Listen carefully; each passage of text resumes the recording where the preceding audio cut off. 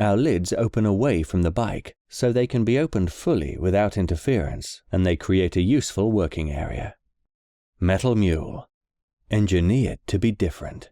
Proud sponsors of the bike reviews on Adventure Bike TV.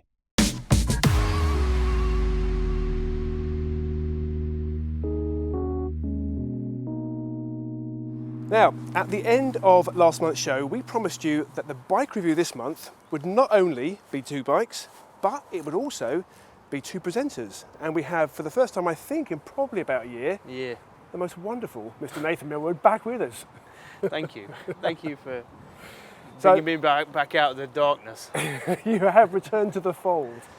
Right, so Nathan's done all the arranging for these bikes today, so tell us a little bit about which Suzukis we got. Well, we've got the new 1000 XT and the new 650 XT. New revisions for 2017. The 1000's obviously got, the XT is new for this year. Got the spoke wheels, tapered handlebars, a few little tweaks to make it Euro 4 compliant, but not a great deal of changes other than cosmetic.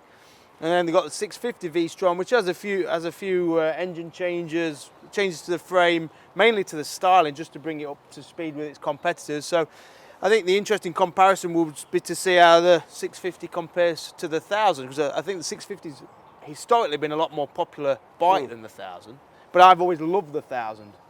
Yeah. It's a really underrated bike, and the thing that was lacking from the 1000 was the XT treatment, just to give it that wire wheel look. So I think this could be a genuine alternative to the Africa Twin for those who are going to be riding on road more. So yeah.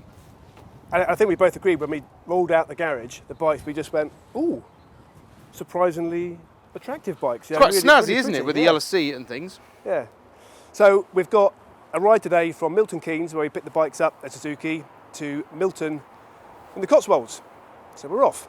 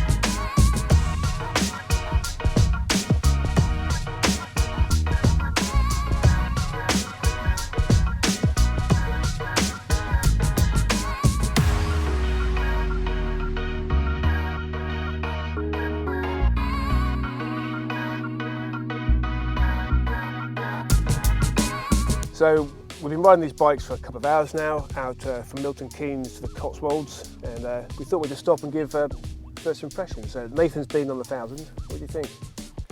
It's as I remember it from the previous version, which I know it's not had a lot of tweaks, but it just feels a little bit more polished. I think they've tuned the suspension to make it a little bit more supple, so I think the ride quality is better. Other than that, it's not that much. I'm getting a bit of snatch in the clutch when I'm going through the gears, but I don't know if that's something you get used to. But I mean, I love the engine on this. I think it's a grunty, raucous engine, nice exhaust note, good power. Riding position feels good, controls are nicely at hand. Seems to handle well, pull well. Just this screen, you know, I'm not sure it's the most aesthetically pleasing, and I don't know how effective it's going to be in that position, but like that, it's all right. So yeah, I like it. Really. It's more like a brick upright wall when it's in its fully upright position. Yeah, and they've still got these barn door wing mirrors, which can cause turbulence, I remember from the last one, but they are really effective as wing mirrors, which I guess is what you want from a wing mirror. Yeah, what about the 650? In some respects, it reminds me a little bit of the bike we reviewed on last month's show, which is the Versys 650. So the power is never going to blow you away. But equally, if you were new into bike riding, it's just enough. And I think we were talking earlier, if it's a bike you ride day in, day out, that just becomes the power you're used to. And it's more than enough to have fun on the back roads. I think if you were doing a lot of your riding on bigger, more open roads, if you're used to riding a bigger bike, you'd probably feel a bit lacklustre. But we were saying that you look a bit cramped on it. yeah, it still feels a little bit like a small bike. It reminds me of riding the Transalpine Road around the Mediterranean Sea 5-6 years ago. It just feels, it's perfectly fine. It's perfectly fine, but it just feels a little bit small for me. But no, otherwise we did have to tweak the suspension because you noticed it was looking a bit soggy and it felt a bit jacked soggy. up the preload. So jacked it up and it's fine now. It's handling a lot better. I'm looking forward to getting a ride on that actually. I do like this a lot, but I've only ridden those briefly in the past. Yeah, equally I'm looking forward to getting on that one. Okay, the swap.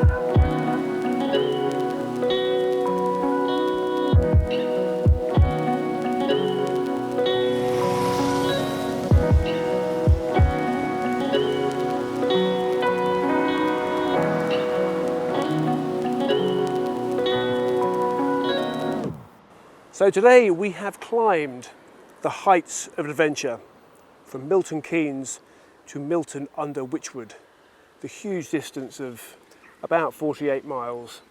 Feels longer. It does feel a bit longer, doesn't Feels a lot it? It does feel longer. Longest I've ever ridden, I think, this. But it has been a glorious day of riding, a little bit of off-road, lots of tarmac, lots of warm weather, t-shirts, for some of us anyway. Bit of trail as well. Yeah, A little bit of trail riding. But now we're just going to talk about the bikes. Come on, Nathan, tell us about the 1000. Well, I've always been partial to the 1000, I've got to be honest. It's been a bit of an unsung hero of mine. I ran a long-termer for about 9,000 miles when I was at ABR. I loved it. Did a lot of trail riding, fitted some Karoo 3s on it, crash bars, dropped it a lot, used it a lot, rode it a lot, and I really liked it. And I was excited to get hold of this XT because it gave me what I wanted back then, these spoke wheels. I mean, obviously the spoke wheels don't make any difference to the way it rides or anything, but it's just to see, it's nice to see Suzuki giving it a bit more what we wanted. Changes otherwise are minimal. We've got some tapered bars, a bit thicker because the original ones from a few years ago are a bit spindly. It's got a one-touch start button, and it's also got quite, as I've discovered today, quite a nice feature. It's got like an anti-stall device, so it just just gives you a bit more revs, or the system gives you a bit more revs when you're pulling away, and it's very imperceptible until you want to do a bit of trail riding, and then when you notice it's almost preventing you stalling when you're at that crawling clutch feathering stage. So, I mean, I've been reminded what a great bike it is. I mean, 10 grand. You could argue all day whether it's better value than an Africa Twin, which is 800 quid more. You could argue all day whether the engine's better and whether it's a better road bike. But I think as you measure it as a standalone product, Suzuki have done a good job. I mean, it's not high tech, it's not a glamorous machine. I think the colour scheme, you either love it or maybe hate it. I think we like it, don't we? I love the colour scheme. I actually wasn't necessarily expecting to kind of like it as much as I have liked it today. And I think it's an interesting comparison. We've talked quite a lot today about comparing it to the Africa Twin, and it's not really a direct comparison because the Africa Twin's a bike very specifically designed for off-road. I think this will be, and is perfectly capable of doing off-road stuff, but it's not an off-road bike. But I really prefer it on the road to the Africa Twin. Yeah, same. I mean, it's only got 7 or 8 horsepower more, but I think it's got a lot more character to it. It's got a slightly kind of bigger road bikey feel. And if I was going to be doing a lot more road miles, but wanted a bike that could do some off-road as well, I wasn't expecting to choose this over the Africa Twin, but I probably would. Because you didn't. I remember we rode this alongside a Super Tenere about 2 or 3 years ago. Yeah. And you weren't really a big fan of the V-Strom. You kind of passed you by, I think. Yeah, but I think there's a bit about the looks. I think it's, as you said, with the version with the spoke wheels, it's just changed enough to make it feel a bit more adventure-y. Although we were again talking earlier about, it says Sport Adventure Tourer on it. It's a mixed message, isn't it? I don't think Suzuki or the bike knows really what it wants to be. So I think that leaves it up to the rider to make it what they want it to be. Yeah, but I've really enjoyed riding it. I think the engine's got a bit more character than the Africa Twin, and certainly a lot more than like the Versys 1000, for example. Yeah, and it's nice tubeless spokes, which is something you don't get on the Africa Twin. Tubeless rims even. So. Yeah. What about the 650? As opposed to those special tubeless spokes. Yeah, tubeless spokes. Sorry. No, 650. Too much sun. Tell us about the 650. Well, the kind of thing that kind of jumped out to me was, it's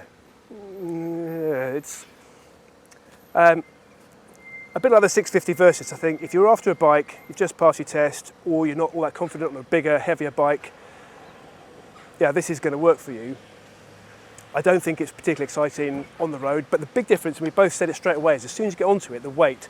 Yeah, it's a lot lighter, isn't it? 20 or 30 kilos lighter, which would make a difference off-road, certainly. Well, that little trail riding we did, it was noticeably just less effort it took, didn't it? Yeah.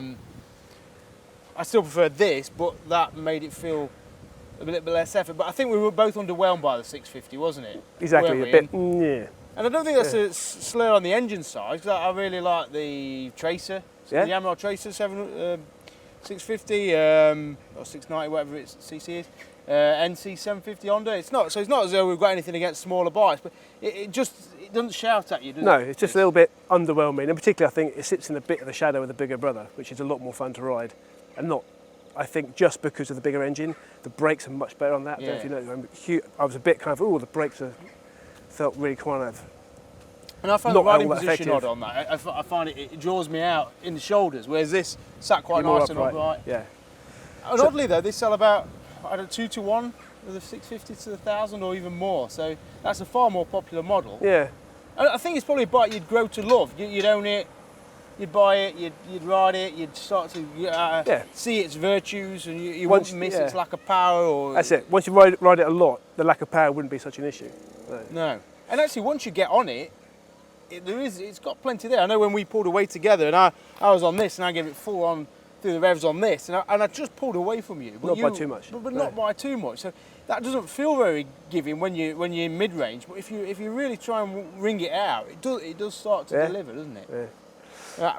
Price-wise, what was it? 7,899, 7,800. I mean, kind of value. If you're looking for value for your money, I think both bikes are good value for your money. Definitely. I mean, that's a lot of bike for 10 and a half, isn't it? Just over 10 and a half. 10. So, worth the extra $2,000?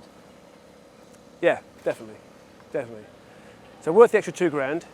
Would you have one of those in your garage? I would. I certainly would. As an alternative to my GS, I think I would, because this is as a fan, when I had one at ABR and ran it for them miles, it's just a brilliant no-frills bike. It doesn't ask a lot of you. You chuck it in your back garden, you wheel it out your shed or whatever, you get on it, you ride it as far as you want to go. It's a simple maintenance, it's a simple machine. It just, whereas well, I know you've got the 1190 and the GS, and it's all about the image and the expectation and what people maybe think of you. But on these, you just get on them and ride them. They're basic bikes, but I think they do a good job. Well, I think the colour scheme on that one is pretty striking. I think it's nice. And we said, when you look at that bike in the mirrors or you see it coming towards you, it does look good. I think if I was looking for a 10 grand bike and couldn't spend any more, I would have one of those in my garage as well. Oh. But this one? Not so much. Not so much. Can't win them all. Our Max Panniers include all features within the price. You don't end up paying extra for locks and handles. There are no hidden costs. Metal Mule. Engineered to be different. Proud sponsors of the bike reviews on Adventure Bike TV.